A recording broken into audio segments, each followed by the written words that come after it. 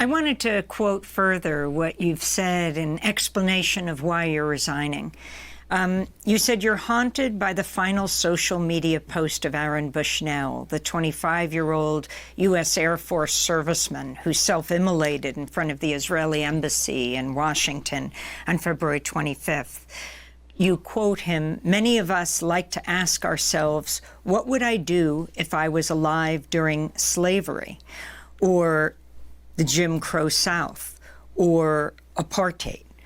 What would I do if my country was committing genocide?" The answer is you're doing it right now.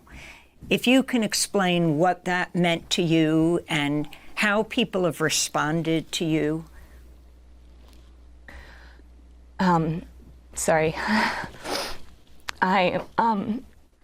You know, that post, I think spoke to me and many people who had to really look at what they were doing, and whether, you know, for me, I have a young daughter, and I thought about in the future, if she were to ask me, you know, what were you doing when this was happening?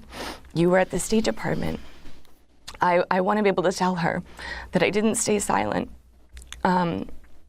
So, and I know many people who are deeply affected by those words that Aaron Bushnell posted.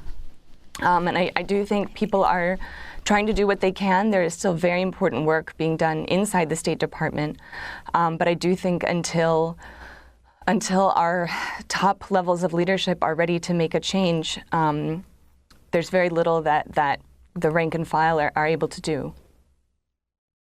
Anil Sheline, we want to thank you so much for being with us. Anil has just resigned from the State Department in protest of U.S. support for Israel's war on Gaza.